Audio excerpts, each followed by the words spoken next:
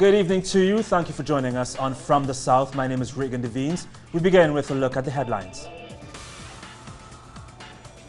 The Mexican government's role, if any, to be ascertained by independent investigators in the Ayotzinapa disappearances. As Colombia comes closer to putting an end to half a century of war, we'll give you an update on the historic peace agreement. And some progress, but not much, at Friday's historic talks on the Syrian war. The details on these stories and much more now on From the South.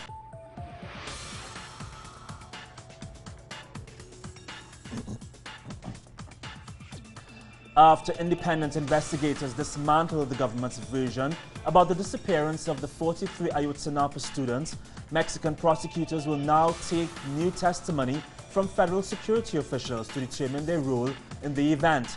The Deputy Attorney General for Human Rights, Eber Betanzos, will head the new inquiry that will include questioning both those who were already interrogated in the prior investigation as well as those who weren't. It will also look into the possible use of torture during the prior inquiry. Families of the victims and independent experts have been demanding a new investigation.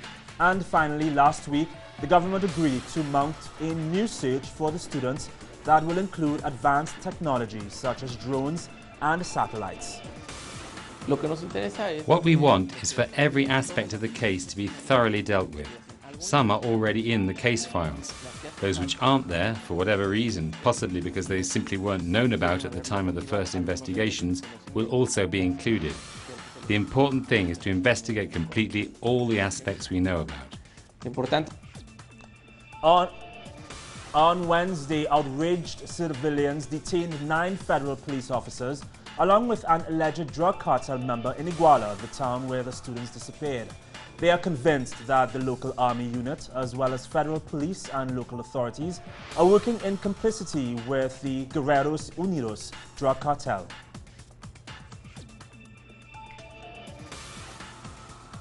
In Argentina, the presidential candidate for the ruling Front for Victory party, Daniel Scioli, said he is preparing a new campaign for the second round on November 22nd. Scioli highlighted that Argentines are choosing between 2 completely different visions. Esta campaña, que es una nueva elección. This campaign is a new choice. It's a choice between 2 visions of the future, between 2 totally opposite political programs. It is a social inclusion versus exclusion. It is the internal market against adjustment. It is the national against the imported, or the vulture funds. It is small Argentine business against international credit for production. And last night, Argentina's President Cristina Fernandez urged voters to reflect on the progress achieved in the country in the past years. She said the continuation of this progress will be at stake in November 22nd in that presidential runoff. Fernandez spoke for the first time after last Sunday's elections. She said that that day will not only be about electing a new president, but about making sure that Argentina continues on the path of progress that her Front for Victory party has spearheaded.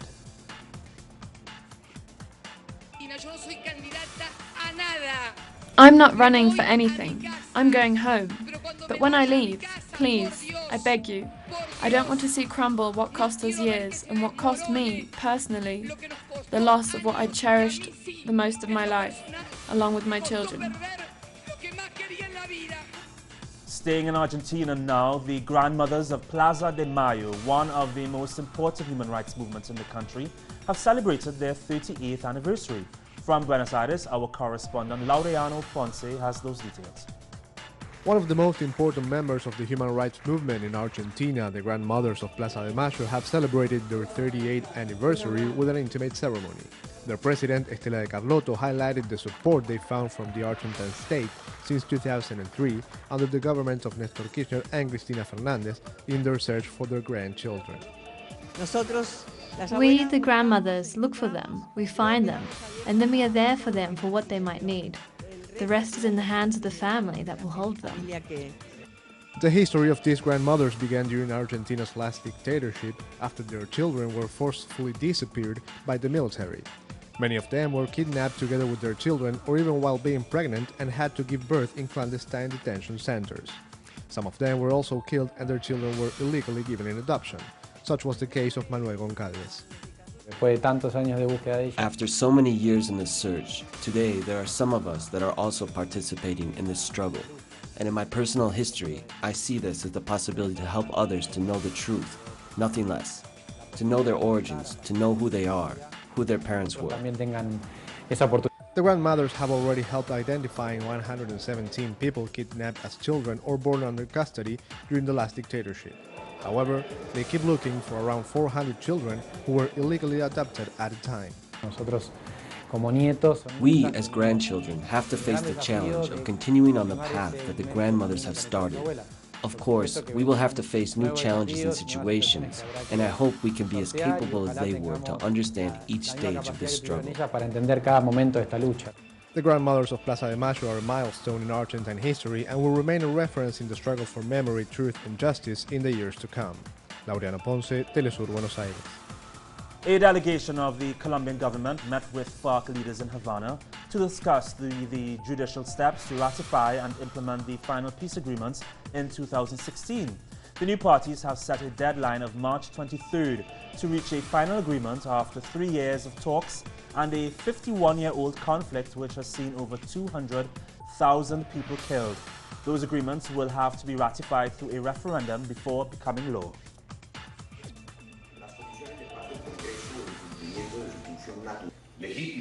Allow the FARC delegation to understand that the mechanism of popular referendum is the widest, most legitimate, most democratic, and the most popular in order to guarantee physical, political, and judicial security for those who put down their weapons, which is essential in order to take a definitive step towards peace and democracy.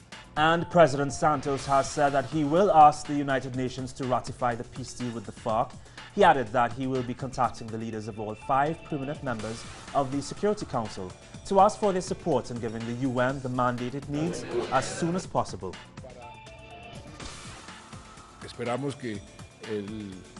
We hope the Security Council give us the mandate as soon as possible, while we accelerate the peace talks in Havana to hopefully be able to offer Colombian people Christmas and New Year festivities in peace.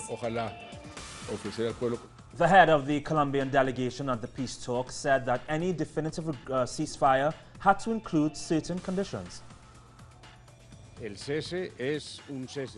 The ceasefire must put an end of the gunfights and hostilities. It must be bilateral and definitive. What the government wants is not only the end of the military confrontation, but also the end of extortion activities and drug trafficking. Venezuela's President Nicolas Maduro says excellent progress is being made in talks with Colombia to overcome the problems on the border. Venezuela closed most border crossings from August in an attempt to stop paramilitary violence and the smuggling of subsidized goods out of Venezuela into Colombia.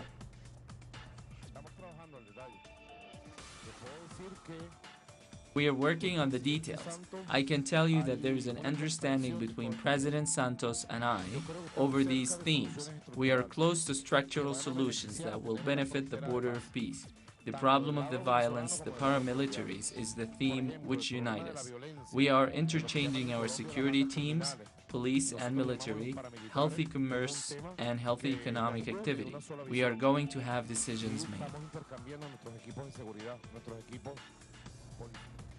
And President Maduro celebrated the 15th anniversary of the signing of the cooperation agreement between Cuba and Venezuela. Maduro thanked all the people involved from the Teresa Theater in Caracas, and he said that all the social missions that came out of this agreement were not only helping people in both countries, but bringing the countries together. With the closure of the Tiempo newspaper in Honduras by the government, they have made it clear their position towards the opposition and critical media. Gerardo Torres brings us this report. On Tuesday, the Tiempo newspaper had its last print run after 45 years. The Honduran government used the investigation started by the United States Treasury Department against the Rosenthal family for money laundering to take control of all their companies, including the newspaper. It is shameful that there is a state that is subordinated to a foreign state and closes a newspaper. For the United States, the closure of the newspaper is insignificant, but in Honduras, it means 1/4 of written press. Our state uses as an excuse that the foreign state has problems with the owners to suffocate it and force it to close. The journalists and other employees of the newspaper haven't been paid, and human rights organizations have shown their solidarity. We have to defend the rights of a communication that guarantees the sovereignty of this country and the defense of the rights of the journalists. We need the solidarity of all the social organizations of this country and the support of the human rights organizations. In less than 3 weeks since the announcement of the United States government, the Honduran authorities have controlled almost all the companies of the Continental Group of the Rosenthal family, who still are on trial but yet to be proven guilty.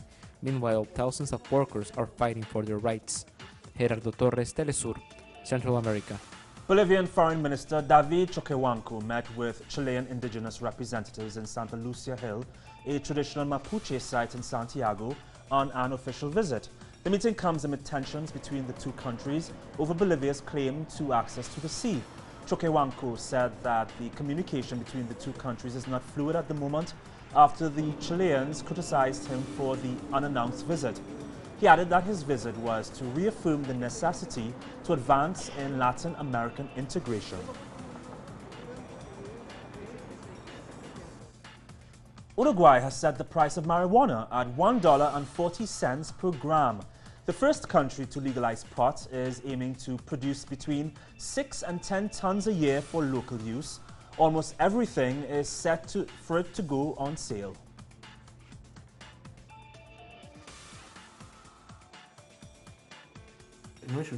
It isn't the state's goal to do business, because really the logic of this business is that it will decrease, but while it exists, there will be an income for the state, because there will be a 10 to 13 state fee from the price of $1.20 or $1.40, in addition to what the business will have to pay for the license. And coming up after the break, more refugees are drowning in the Mediterranean Sea as they attempt the treacherous departure from their war-torn countries. This story and more next.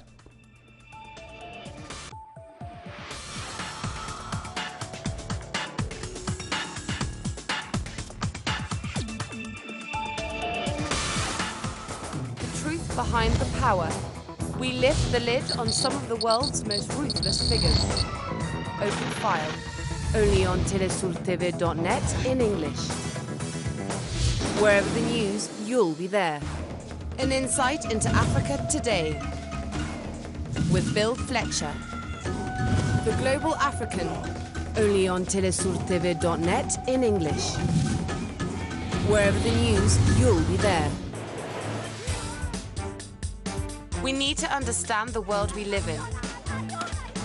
We require news with critical points of view, thorough analysis and social commitment.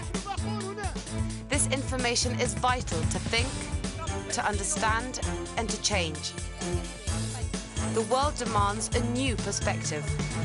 telesurtv.net/English. Wherever the news, you'll be there.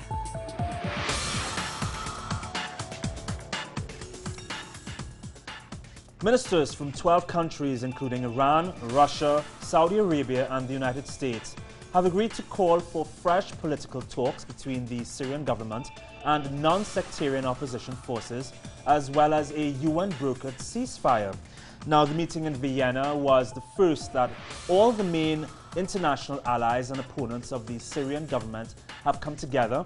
The EU's foreign policy chief Federica Mogherini said that the talks were substantial but difficult. There was no agreement on the future role of President Bashar al-Assad, nor on which armed groups should be considered terrorists. The ministers agreed to meet again in 2 weeks' time. I would say that this meeting was definitely not an easy one, but for sure an historical one, as we had for the first time all the actors around the table, and I would say a very constructive atmosphere. And I would like to express publicly my thanks in the name of all the Europeans that have invested a lot in this process. to all those that took difficult decisions to come and sit together at this table. And I believe that we have some common grounds on which we can build in the future. So there is hope for a political process to start under the UN auspices and with all of us coming together. Coinciding with the talks in Vienna, the United States has announced that it will send up to 50 Special Forces advisors to work on the ground, training and supporting Syrian opposition fighters. The White House spokesperson insisted that the move is just an intensification of a strategy that President Barack Obama had already announced. There are a variety of ways that the United States and our coalition partners can offer our support to those local forces, whether it's resupplying them or conducting airstrikes in support of their operations on the ground. And the President did make a decision to intensify that support by offering a small number of U.S. Special Operations military personnel to offer them some advice and assistance on the ground as they take the fight to ISIL. So this is an intensification of a strategy that the President announced more than a year ago, and he's discussed it with all of you on many occasions, and I suspect he'll discuss it with all of you again. Now, the move has been greeted with dismay by many peace activists in the United States. It's the first time they're acknowledging that they intend to send more. That's a huge problem. President Obama himself repeats over and over again, there is no military solution. That means their first job should be to stop sending military forces, stop killing. Russia continues to count the number of targets it has hit in Syria. The number is now at 1,623 since their strikes began a month ago. Russian General Andrei Kartapolov says that Islamic State and Jabhat al-Nusra have lost the initiative and have had to retreat to defensive positions across the front line.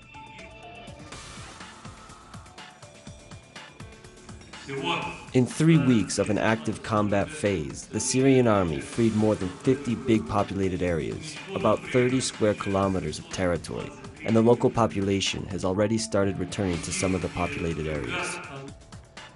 2 Syrian journalists have been found beheaded in southeastern Turkey. Ibrahim Abdul Kader and Fares Ahmadi had been documenting abuses in areas under Islamic State control in Syria.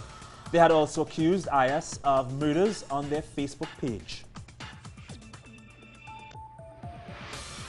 A Spanish rescue team said that they found a rubber boat without a bottom with 15 African asylum seekers clinging to it from the inflatable sides. However, 4 people had drowned before the boat was spotted and 35 others are still missing. The bodies of the 4 were spotted by a Colombian military helicopter and recovered from the Mediterranean Sea by lifeguards.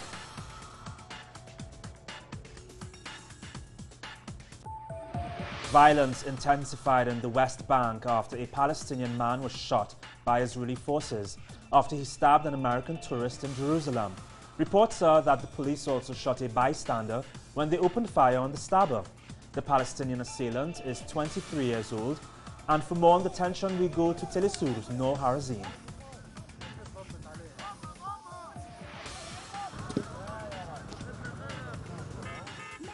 Hamas Women's Movement organized Thursday a sit-in protest in Gaza Strip in support of Jerusalem's uprising, which has ignited clashes with the Israeli occupation forces at hot spots throughout the Palestinian territories since October.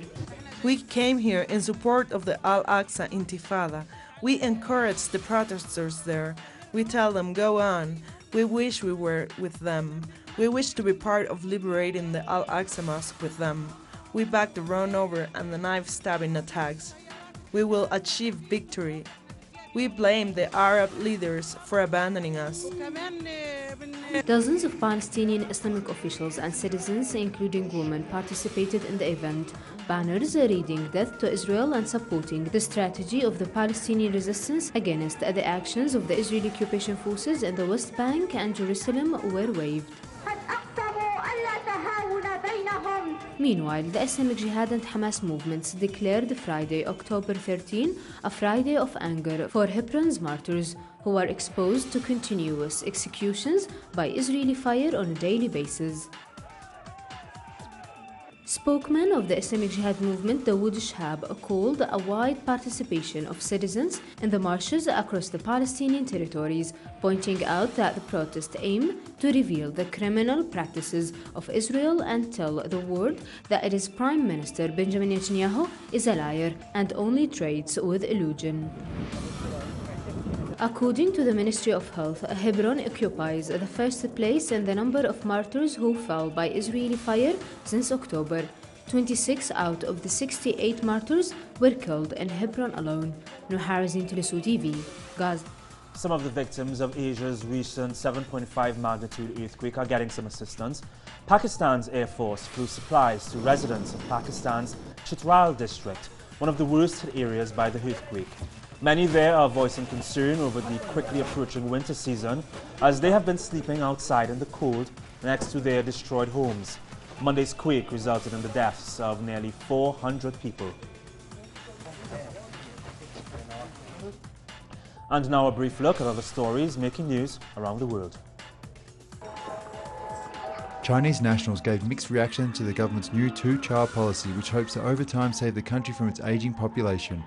However, after 40 years of harsh implementation, young Chinese are seeing the policy change as more of a cost than a benefit. Unfortunately, I don't think it's really going to work. I think fertility desires have dropped so much, especially for the urban couples, the opportunity costs, the economic costs of having children. Children are expensive, housing is tight, people work, daycare is limited.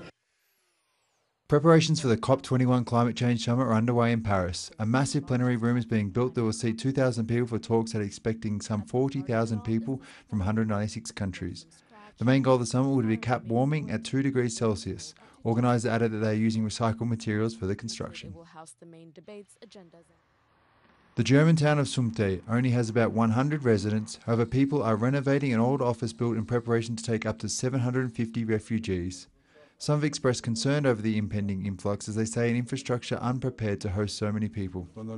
We expect 500 people now. They should be 750 in the future.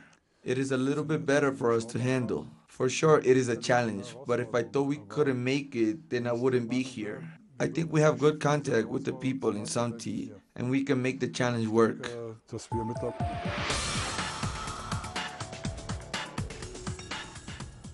Executives of Swiss banking giant Credit Suisse has been interrogated by United States and Swiss authorities on the bank's alleged involvement in FIFA's bribery and corruption scandal.